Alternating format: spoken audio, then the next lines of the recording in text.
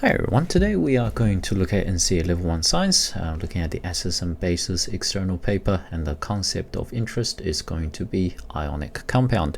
Now a lot of people spend a lot of time trying to write the correct balanced equations because, you know, for those of you that want to push for the excellence, the balanced equations is an excellence opportunity. But it is not, you cannot just balance one equation and expect to get E7 from the entire equation. So it's normally a really good additional excellence opportunity for those of you that are really pushing for the E. So that's why I'm going through the ionic compound. You have to be able to write the formula to be correctly to be able to balance the equation. And then the second half of this particular video, we are going to look at the very popular excellence question, which is looking at the ionic compounds explanation, like why do they have a different ratio of ions in different ionic compounds. So it has been a really popular exam question, so we'll do two of those, do two things today, but I won't talk about balancing equations in this particular video. I might make another video on that later. So today, ionic compounds. So the first thing first, you need to realize, guys, that you will be given a table of ions in the examinations in your resource booklet alongside your periodic table of elements. And if you didn't know these names already, just make sure you know what these names are. Now, the positive ions, I tell my students don't bother memorizing the names of the positive ions because they are the same name as the elements. I mean, if you don't know that Na plus is sodium, like if you didn't know Na is sodium, you wouldn't know Na plus is sodium. So just remember sodium is Na, then Na plus is also sodium, but one is a sodium atom, one is a sodium ion. So NH4 is a little bit different. You probably don't see this enough. This is called ammonium. God, I can't spell. Ammonium. Okay, so this is ammonium ion. K is potassium, H is silver, H is hydrogen, calcium, magnesium, copper, lead, iron, barium, zinc, aluminium, and Fe3 plus, which is iron 3. Just be mindful that Fe2 plus and Fe3 plus, Fe2 plus is iron, they're both iron, so this is iron 2 and this is iron 3, so we have to differentiate them using the Roman numbers here. So iron 2 and iron 3.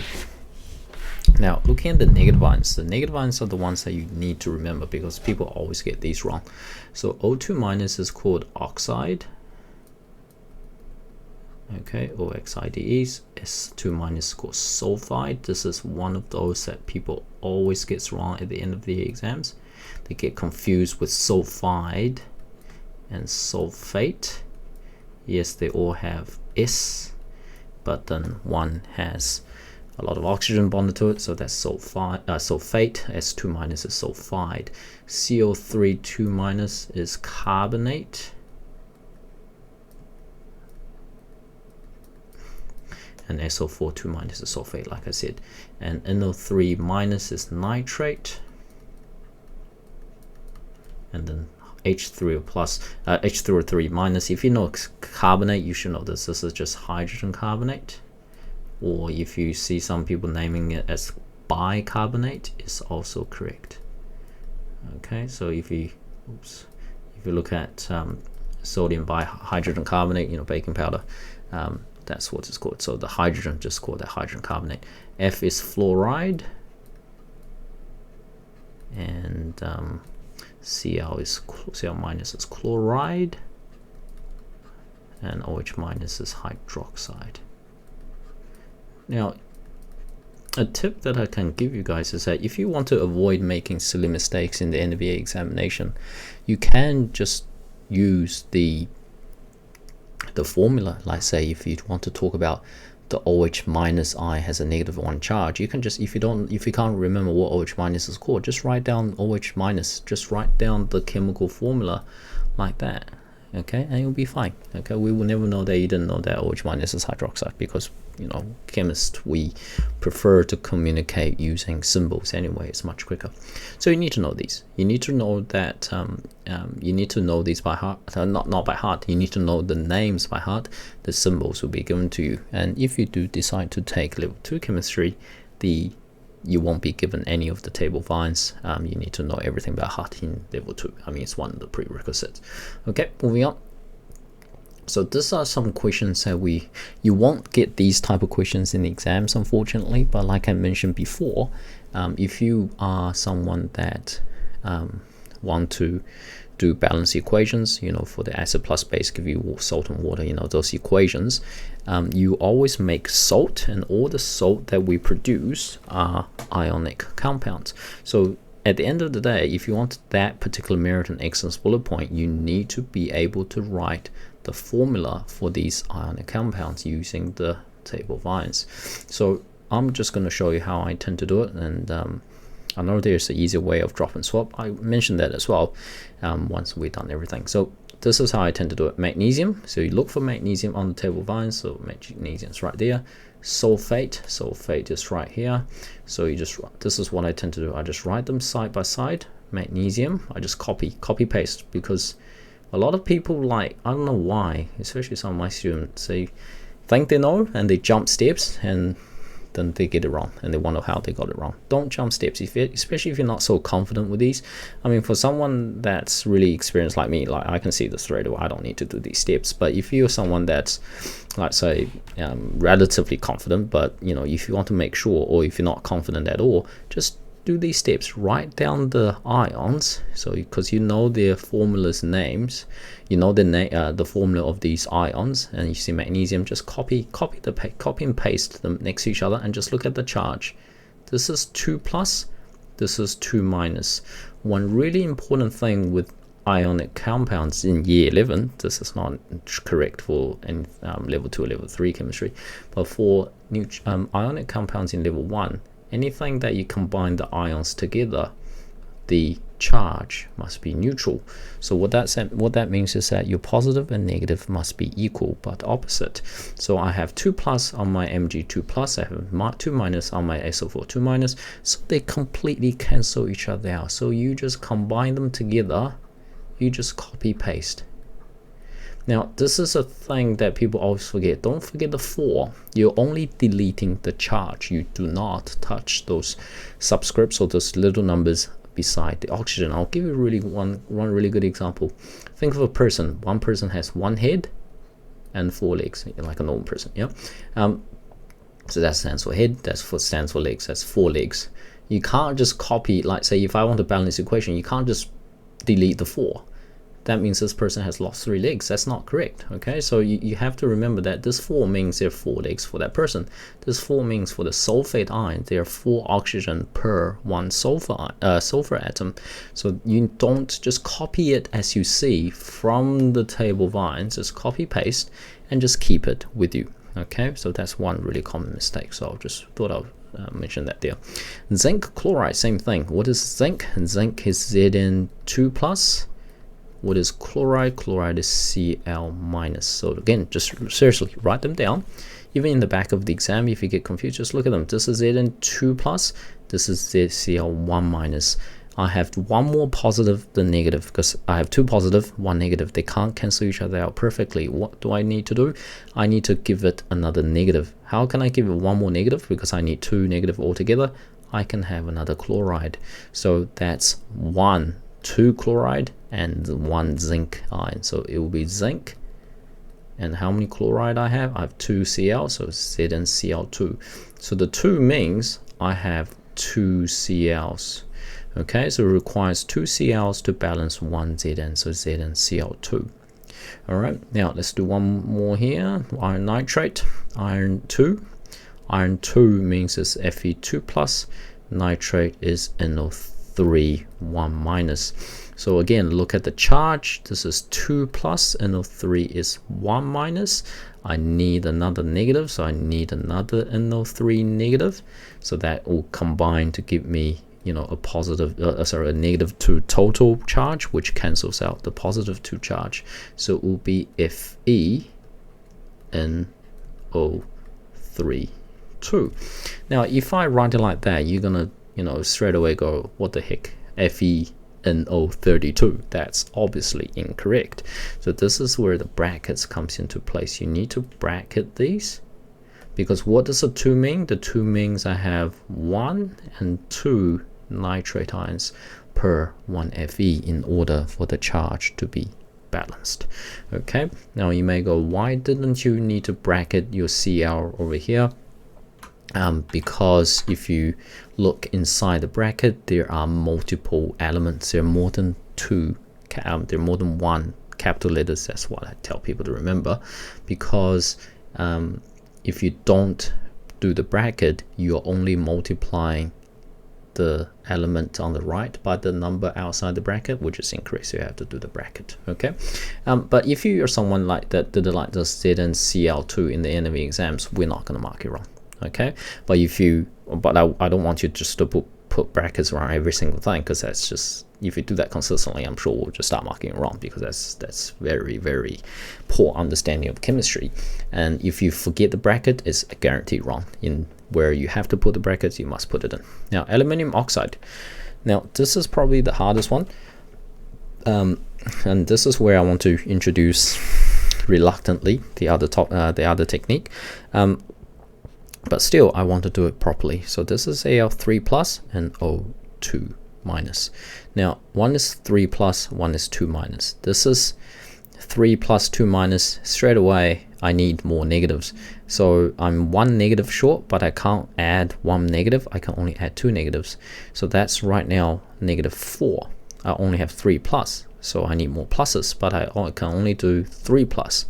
But wait, that's +6 now. I only have -4, so I need another O2 minus, which gives me a combined -6. This is combined +6. So that's how many ALs do I have? I have 2 ALs. How many O's do I have? I have 3 O's, so it's Al2O3. Now this is where I kind of want to, if you're someone that's, again, I realize that not everyone are very confident with this particular topic. In the ideal world, I would like everyone to learn ionic compounds like the way I showed you, because that shows you, because when we do the next part of the question, which I'll cover next after this particular section, is looking at the explanation part of the ionic compounds and the ratio of ions, and you need to be able to do it this way to understand that. Okay, but then reluctantly, because I know some of you are here because you're not passing, or you just simply don't want to do any science in year 12, you just want the credits in year 11, that's fine. I respect that. Not everyone, science is not for everyone. So how do we get to the easy achieve text? So if I do aluminium oxide again, so same thing, aluminium, you still need to do these. You still need to, write down the ions involved. This is what we call the drop and swap method. So you drop that charge over there, then you drop that charge over there. So that 3 drop, swap, drop. So you drop the 3, swap it, drop the 2, swap it. So it becomes Al2O3. And this works with anything, like say you have Zn2 plus and Cl minus.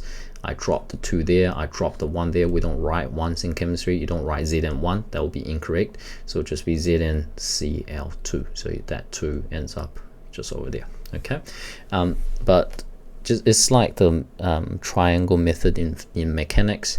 It is only a really it's poor technique, to be honest. It's not really scientific. And for the next section, when I go through it, if you explain it using, I just dropped and swapped the charge, don't even bother writing that. You are going to get a bit cross. Okay, so don't save yourself some time. Don't even bother writing drop and swap. The moment you write drop and swap, it's not a valid explanation. It's simply a method that some teachers have came up with, and to simply get you through the unit, and hopefully you can get some credits by the end of the time. But it is very convenient, as you can see. It is there for a reason, because it's really easy to check your final answer. So that's why I showed it to you. But the method that I've shown you beforehand, like all of these sections here, that's how I will prefer you to remember it, because this is one of the excellence type of question at the end of the exam, because you need to explain the difference of ratio of ions in these two compounds in terms of electron transferred and charge of ions. So if you just say drop and swap the charges, wrong, nothing, you get nothing. Okay, so first thing first, MgCl2. So what do they mean by the different ratio of ions? Let's write MgCl2 first. So what's MgCl2 made of? This is made of Mg2 plus ions and Cl minus ions, and you should be able to tell by the little 2 there. That means if I do the charge ratio, it's going to be 1 to 2, because there are 2 Cl's per 1 magnesium, so the ratio is 1 to 2. If I do MgO, I'll do it down here. If I do MgO, that this is made of Mg2 plus and O2 minus. So for every 1 Mg, I have 1 oxide. Okay, so it's a 1-to-1 ratio. So why do they have a different charge? And this is where I really want to, I mean, I was going to just cover this part exclusively, but I thought I'll do the previous section as well, because you know, you kind of have to understand both. A lot of people just talk about one thing. The 2 things I highlighted, one is electron transfer, one is the charge of ions. This is an excellent question, so if you only talked about one of the 2 things I highlighted, you would only get a merit, assuming that you did it completely correct. If you talked about both of these, you get it fully correct, and that's an excellent question. And that will normally, by the way the past 2 or 3 years of the exams have been written, that would secure you 7 points. E7 for that question, because this is quite a difficult one. It's quite a long question as well, so you know, definitely worth the time for you to go through this. You know, I don't think anyone listening wouldn't want an excellence. So how do we secure the excellence? So talk about the electron transfer. So this is a section if you haven't watched my previous video on the Ionic, on the ions formation, you know, pause here and go back and watch it. But essentially what we want you to talk about, how do these atoms become ions? The Mg2 plus, this has lost 2 electrons to have a full outer shell to become stable. Why does it do that? Because it has the electron arrangement of 2-8-2. So it lost 2 electrons to have a full shell to be stable. And what happened to Cl minus? Cl minus, it gains 1 electron because it has 1 negative charge. Why does it do that? Because it has the electron arrangement of 2-8-7. Because it has 2-8-7, so it gains 1 electron. And I still remember one student asked me this is when I was teaching them about the ion formation, you know, gaining, losing electrons. They're like, and he said, where did they get the electrons from? You know, if I was gaining, where do I get it from?